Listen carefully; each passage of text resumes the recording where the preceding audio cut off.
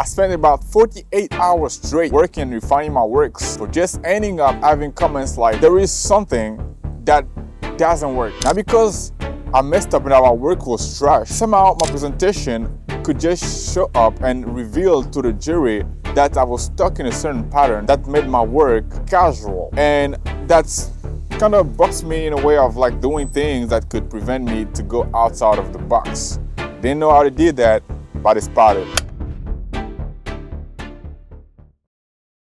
What's up, YouTube? Here, I'm back. 2026, that'll be the first video of the year. And yeah, I have myself a lot of plans for this year. But let's kick off by talking about my final juries. Because yes, about a week ago, I had my final juries. And I had to face the jury eventually. It didn't really happen the way I planned it or the way I expected it to happen, because I was very confident about the fact that I could nail it, even though I knew deep inside of me that it didn't work enough for me to actually nail it.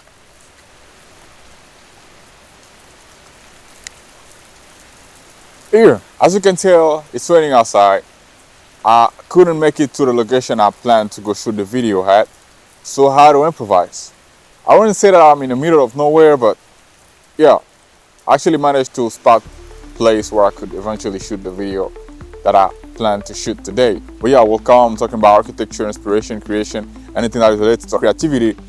And yeah, sometimes I do talk about school, and today we'll be talking about my final juries. When you're presenting a final project to the juries, your teachers, you expect that they give you positive comments and also like in a way of helping you to understand better what you should do to do better designs. But sometimes as students, we actually struggle to understand because we're stuck somewhere and we cannot see beyond the design, which is something that the jury does very well. And one of the reasons why, even though like whatever you've designed can be beautiful, harmonious colors and all this and that, but there are still some very crucial other things that are objective that we forget to take care of. Mainly what I struggle with. So yeah, I forgot about the users and how they had to use the space. And I kind of even neglected the way they could circulate in the space. And sometimes even just made it even hard for them to circulate in the space because of my design intention, which is something that shouldn't be done. But yeah, I had to learn it the hard way through my jury in my final presentation. So what's next?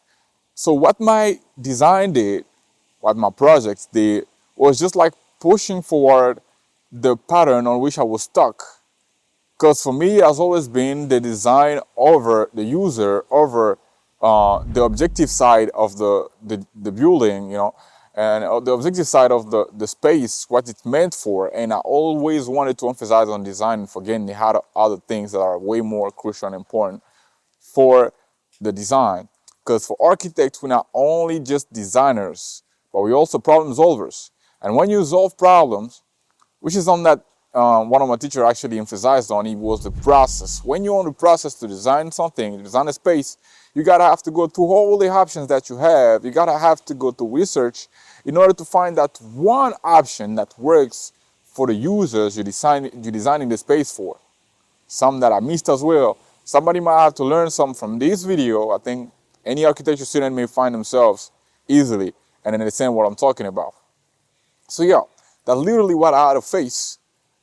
On the side, everything went pretty well, and I guess I've had my portion, and I've had enough for me to understand what I have to do next when I have to take an approach to my design. And I hope that would have helped somebody.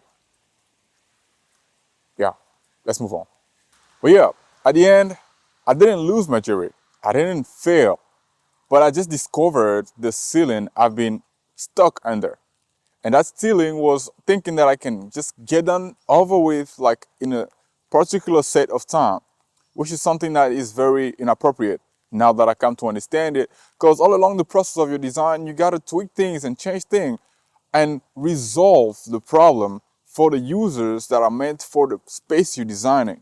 And if you're not doing that and like specifying a moment for you to just like do with the pattern that you have, it's not the right way of designing in architecture. That'll be a little how I'll be closing the statement. Yeah, that'll be the end of the video.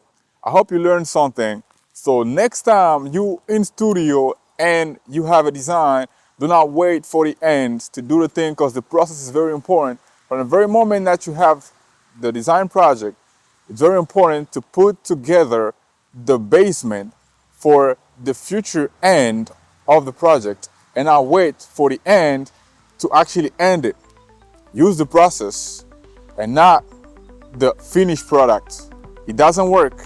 Not finished product without process. A finished product without process is a finished product that is raw, without any identity, without any specific thing that can actually bring help to the users.